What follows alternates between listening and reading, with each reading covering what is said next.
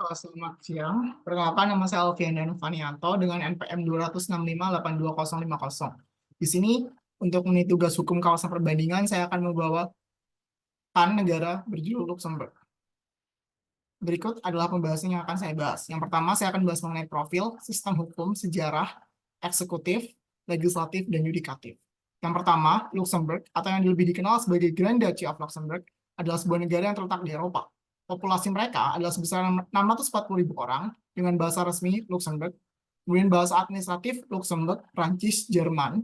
Mereka memiliki ibu kota di Luxembourg, mata uang mereka adalah euro, bentuk pemerintahan mereka adalah demokrasi parlementer dan monarki konstitusional. Apabila kita melihat di peta, maka kita dapat melihat bahwa Luxembourg dibatasi oleh 3 negara, yang pertama Jerman, Prancis, dan Belgia. Kemudian, ruling house atau dinasti penguasa.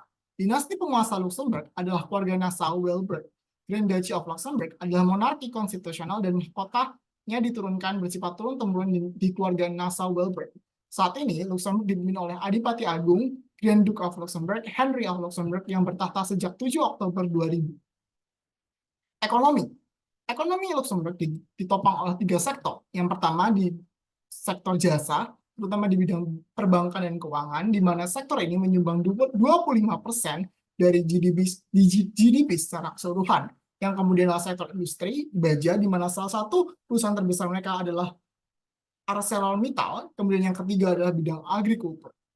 Kemudian, pembagian administratif. Pembagian administrasi Luxembourg pada tingkat pertama dapat dibagi menjadi 12 kanton, yaitu yang pertama Clairvaux, Dierkirch, Riedinge, Vianden, Wilts, Echternach, Gravenmacher, Renich, Kapellen, Es-sur-Alzette, Luxembourg, dan yang terakhir Mersch. Kemudian pada tingkat kedua, setiap kanton dibagi menjadi beberapa komune atau commune. Hingga kini terdapat 100 komune lebih di Luxembourg. Kemudian adalah konstitusi.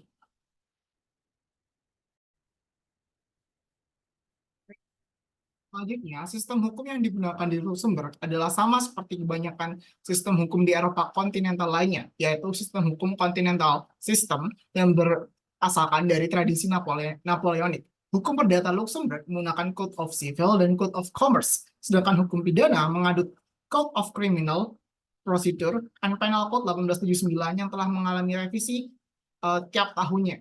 Kemudian mengenai konstitusi. Konstitusi Luxembourg pertama kali dicetuskan pada tahun 1841 saat negara ini masih di bawah kekuasaan kerajaan Belanda. Kemudian Konstitusi 1848 dan Konstitusi 1856 di mana ketika negara ini masih berada di bawah kekuasaan kerajaan Belanda.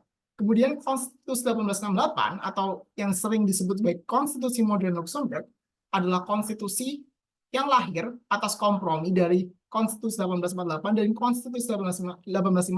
Namun, saat konstitusi ini dicetuskan, Luxembourg masih terikat hubungan yang berstatus personal union dengan kerajaan Belanda. Kemudian, konstitusi tidak ada perubahan konstitusi sama sekali, masih digunakan konstitusi yang lama, yaitu Konstitusi 1868, tapi tentunya sudah mengalami beberapa amandemen, dan amandemen yang terbaru ada di tahun 2019.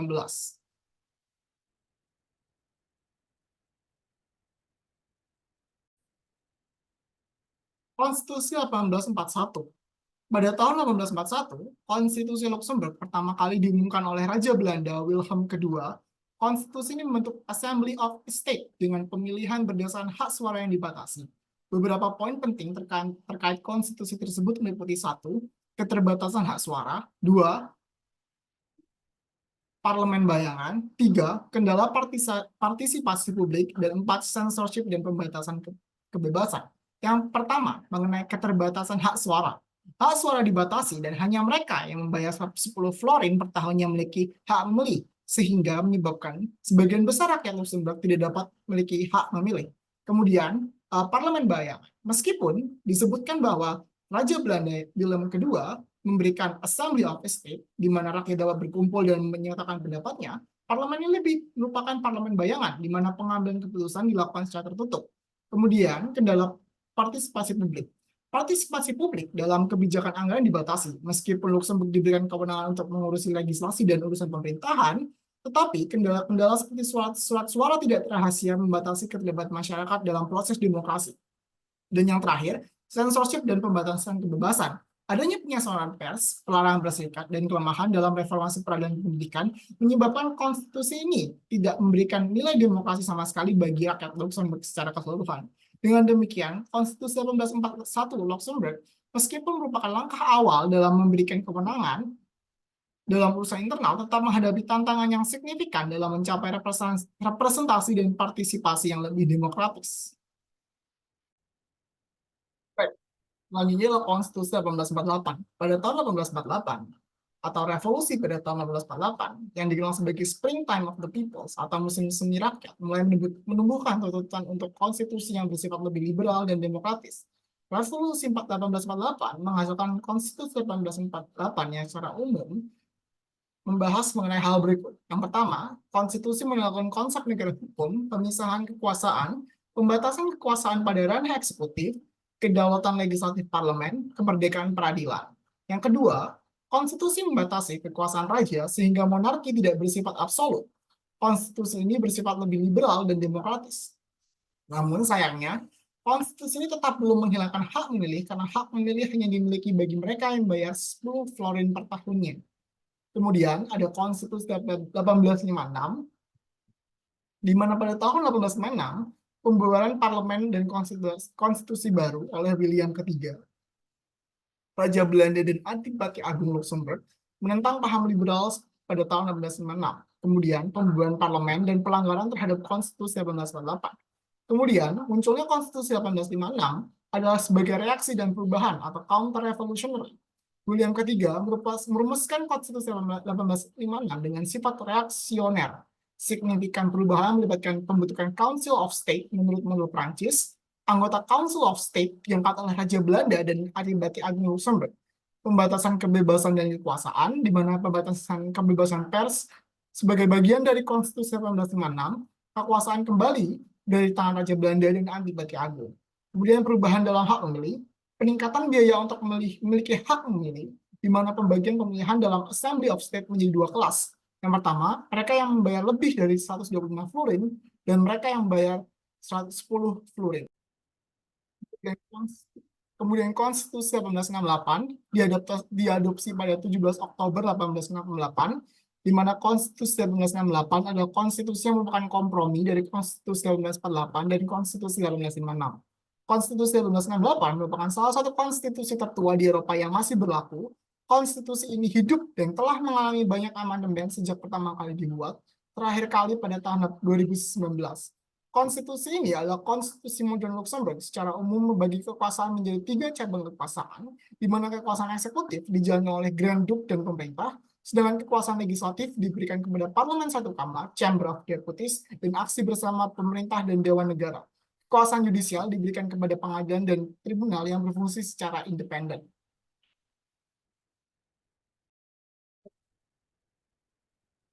Selanjutnya adalah mengenai sistem pemerintahan.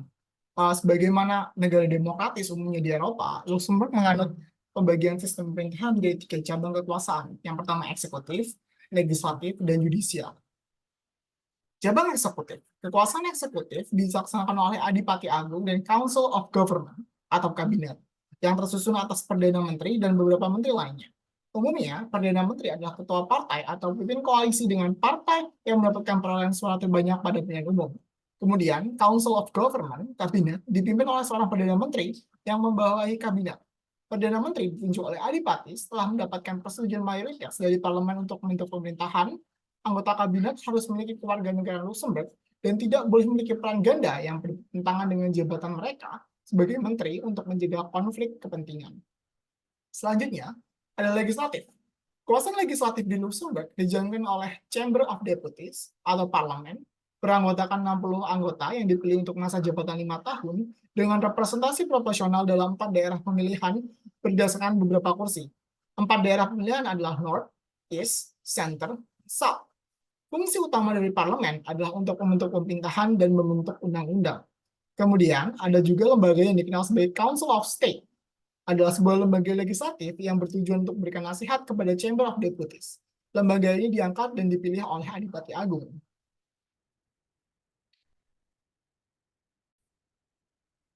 Selanjutnya adalah lembaga yudisial. Cabang yudisial di Luxembourg terdiri dari 3 tingkatan. Yang pertama magistrat, district court, pengadilan distrik, dan Supreme Court of Justice atau pengadilan tinggi. Magistrat adalah pengadilan di tingkat pertama, district court adalah pengadilan di tingkat kedua, memiliki kedudukan di Luxembourg dan di The Hague. Supreme Court adalah pengadilan di tingkat kasasi dan berkedudukan di ibu kota. Kemudian, yang pertama adalah magistrat. Magistrat, pengadilan tingkat pertama, berkedudukan di Luxembourg, Aix-sur-Alzette, dan di Kirch. Menangani permasalahan yang tidak terlalu penting di perkara perdata dan perdagangan. Kemudian mereka memiliki peran sebagai konsiliator, di mana pada perkara perdata dan perdagangan, magistrat sering berperan sebagai konsiliator yang mencari penyelesaian sebelum masuk ke dalam persidangan. Kemudian ada pengadilan polisi, sebagai police court, menangani pelanggaran ringan dan tidak pidana ringan. Struktur pengadilan polisi terdiri atas setiap magistrat, memiliki hakim polisi dan wakil dari kantor jaksa penuntut umum. Pengadilan ketenagakerjaan berperan sebagai labor tribunal, mengadili kontrak kerja, magang, skema pensiun tambahan, dan asuransi kepanitan.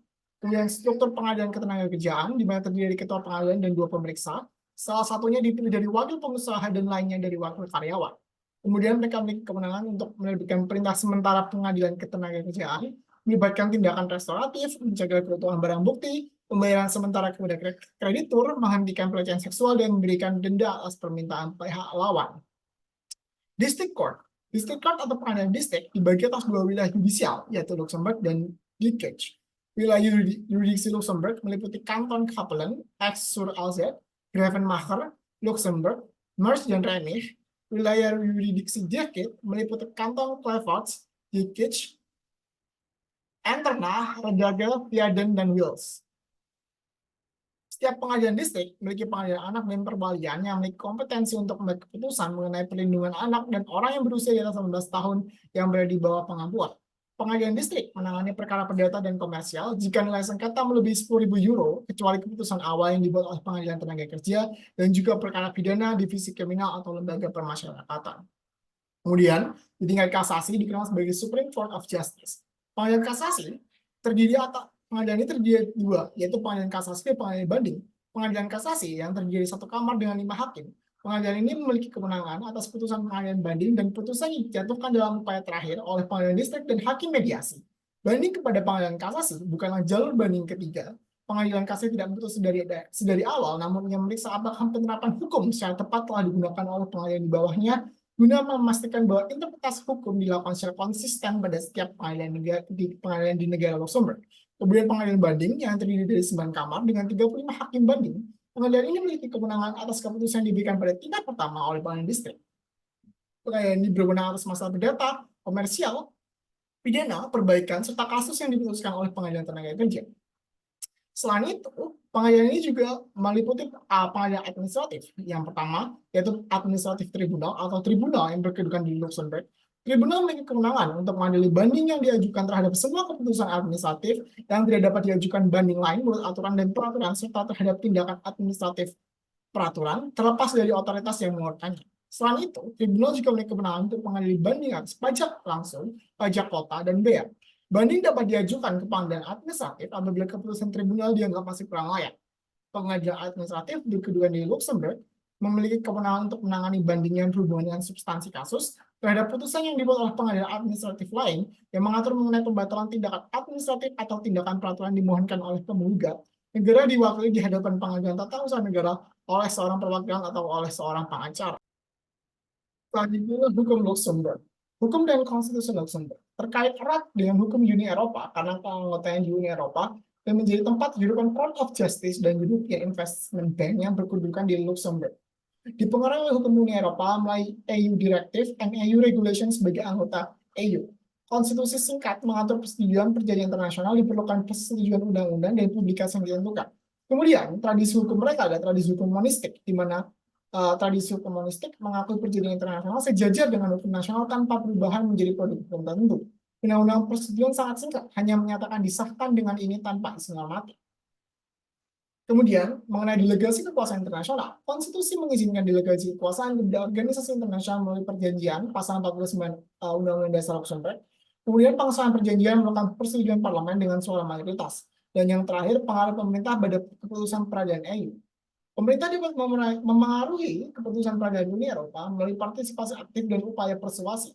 Pengaruhnya bisa melalui alat kendali formal dan informal, terutama dalam proses kunjungan awal. Pengaruhnya tidak mutlak dan dapat diimbangi oleh peserta lain dan kekuatan negara anggota. Sekian presentasi dari saya. Feel more mercy atau terima kasih banyak.